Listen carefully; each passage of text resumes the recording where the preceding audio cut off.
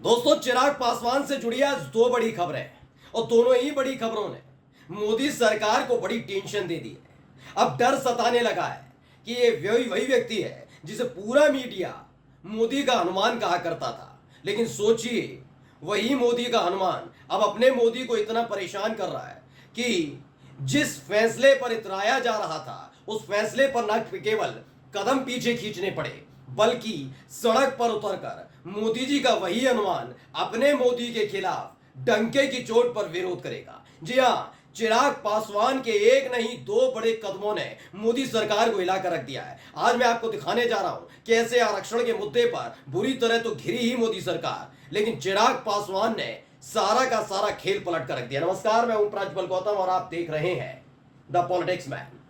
चिराग पासवान से जुड़ी खबर एक दिन पहले भी मैंने आपको दिखाई थी कि कैसे झारखंड में एक झटके में बीजेपी का सुपड़ा साफ कर दिया। 500 नेता टूटकर, बीजेपी के नेता टूटकर आ जाते हैं चिराग पासवान के पास।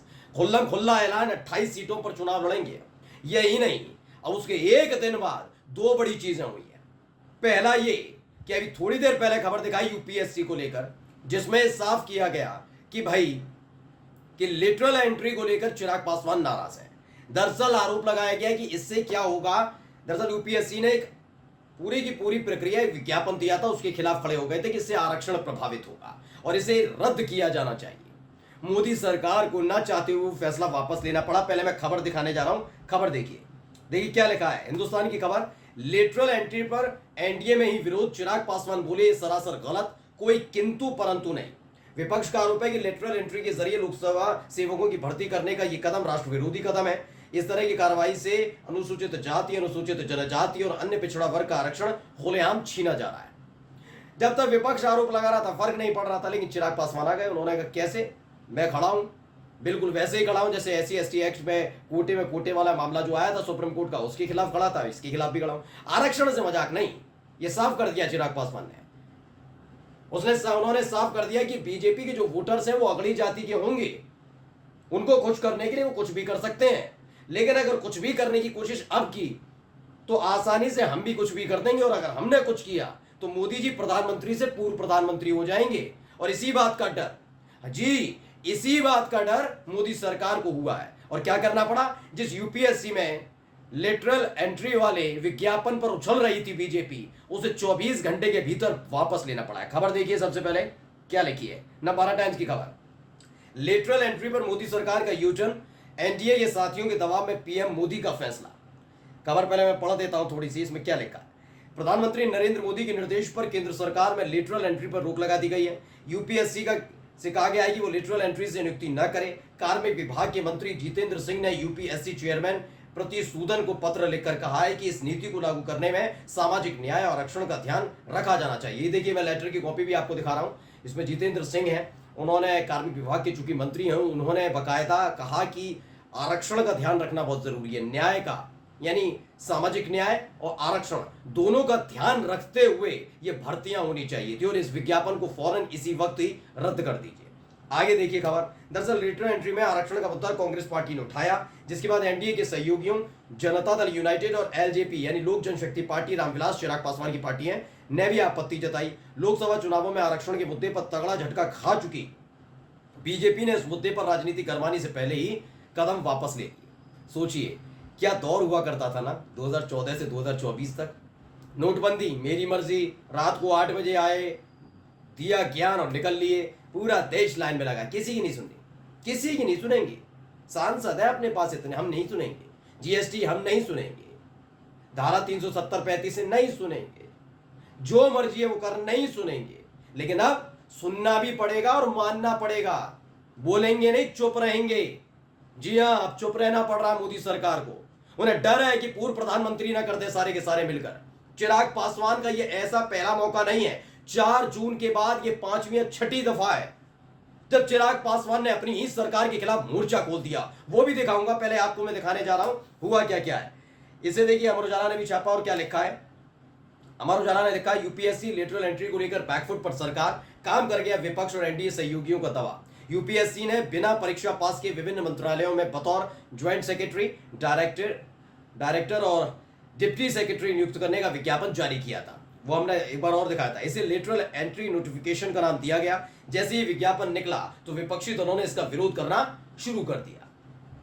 जब तक विपक्ष कह रहा था तब तक कुछ नहीं था। जैसे ही चिराग पासवान कूदे कि भाई आरक्षण से फिर मजाक, अभी अभी तो सुप्रीम कोर्ट के फैसले के खिलाफ खेल हुआ है, तब भी विरोध जताया है। अब तो समझो कि मतलब आरक्षण के खिलाफ करते ही रहोगे और सरकार गिरवा के मानोगे। ये हालात पैदा करने हैं क्या?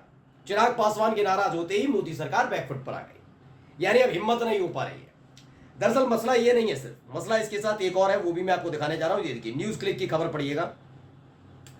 इन्होंने क्या लिखा है, SC/ST कोटे में उप वर्गीकरण यानी कोटे में कोटे के विरोध में तेजस्वी, चिराग, बहुजन संगठनों ने 21 अगस्त को भारत बंद बुलाया है।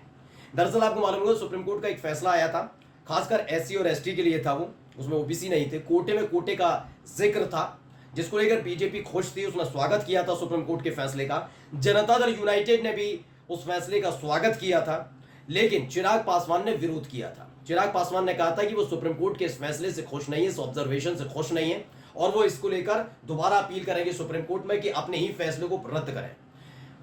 इसको लेकर अब 21 अगस्त को भारत बंद बुलाया गया। पहले तो मोदी सरकार को लगा कि क्या विपक्षी तो है, तेजस्वी हैं, ये अखिलेश हैं, ये सब क्या कर लेंगे।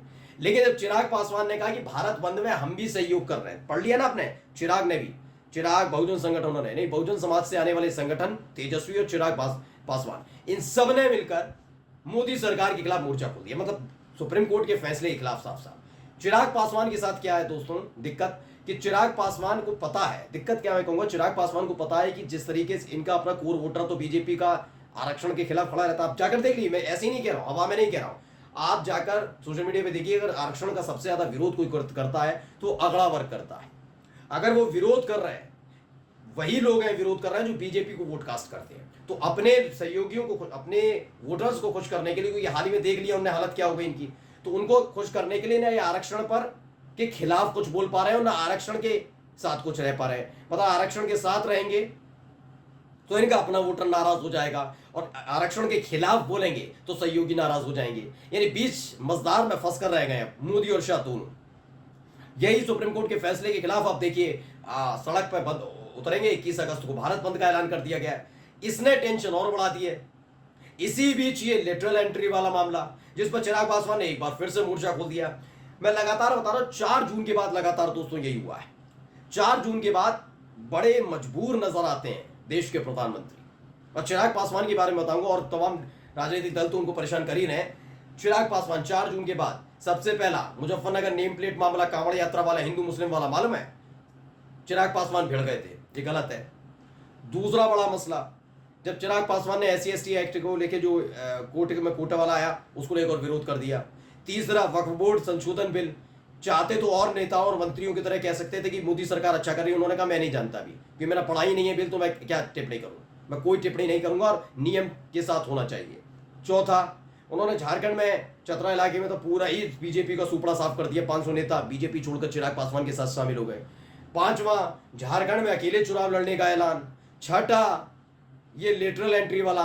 मतलब लगातार चिराग पासवान मोदी सरकार के नाक में दम किए हुए हैं। इस तरह के हालात हैं, न ये निगले जा रहे हैं न उगले। नमस्कार।